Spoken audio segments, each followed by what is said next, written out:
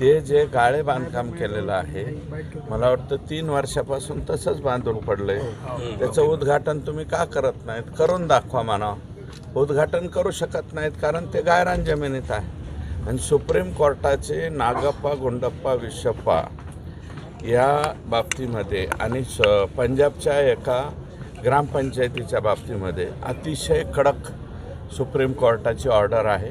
त्या सुप्रीम कोर्टाच्या ऑर्डरचं हे उल्लंघन आहे.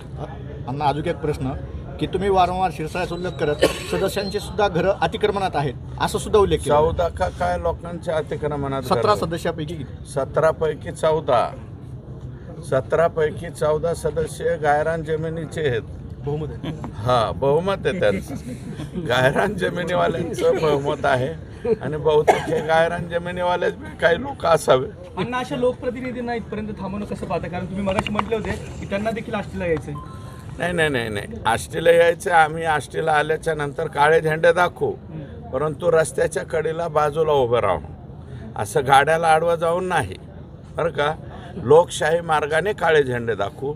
हे तुमची लोकशाही नाही, ठोकशाहीच्या मार्गाने तुम्ही जाताय. परंतु ही ठोकशाही टिकत नसती. आता निमी अर्धी ठोकशाही झेलत गेली तरी सुद्धा यांना कळना म्हणल्यावर मग काय करावं. परळी पोलीसवाल्यांनी त्यांना तिथं पाबंद केलेलं आहे. आता बघतो मी कोणाला पाबंद करतायत. मग 10-12 होते, त्यातले 2 सापडली. आता मला वाटतं 2 का 3च होती.